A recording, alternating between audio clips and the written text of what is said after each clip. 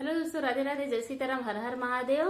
आज देखिए मैं बहुत प्यारा सा क्या लाई हूँ, कहरवा नाच। कहरवा नाच गीत भैया जैसे लगे आप लोग कमेंट करके जरूर बताओ। जय बहुत प्यारा गीत है, पति पत्नी का नोक झोंक है। देखा काव काव कहा थे, कहाँ कहाँ सोवत है, कहाँ कहाँ रहा। अब बहुत मजेदार है। हाँ, और देखा जाए भाई पूरा वीडियो सुनत जाए तब अच्छा लगे। हाँ, तब मजा आए।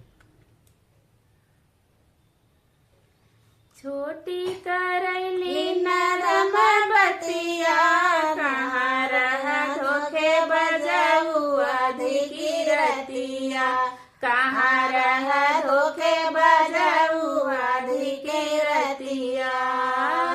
छोटी करैली नरम बतिया, कहाँ रहा धोखे बजाऊ अधिकी रतिया, कहाँ रहा धोखे बजाऊ अधिकी रतिया।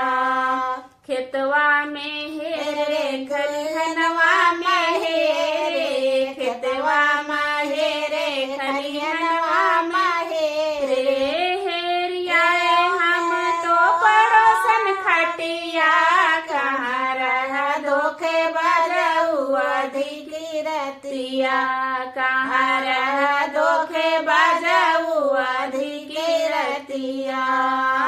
छोटी करैली नरम बतिया, कहाँ रहा धोखे बजाऊ अधिकी रतिया, कहाँ रहा धोखे बजाऊ अधिकी रतिया। अंगना माहेरे वो सरवा माहेरे, अंगना माहेरे वो सरवा माहेरे, अरे हेरिया हम तौना नद खटिया, कहाँ रहा धोखे बजाऊ अधिकी रतिया, कहाँ रहा धोखे बजाऊ अधिकी रतिया। छोटी करैली नरम बतिया, कहाँ रहा धोखे बजाऊ अधिकी रतिया, कहाँ रहा धोखे बजाऊ अधिकी रतिया। महला माहेरे दू महला माहेरे, महला माहेरे दू महला माहेरे, हेरिया हम तो सवत खटिया, कहाँ रहा धोखे बजाऊ अधिकी रतिया, कहाँ रहा धोखे बजाऊ अधिकी रतिया।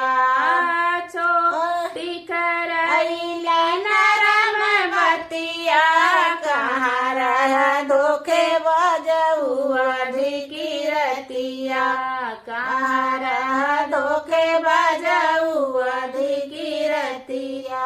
नींद से भरल बा तोहरा से अखिया, नींद से भरल बा तोहरी से अखिया, कहाँ रहा धोखे बजाऊ अधिकी रतिया, कहाँ रहा धोखे बजाऊ अधिकी रतिया। छोटी करैली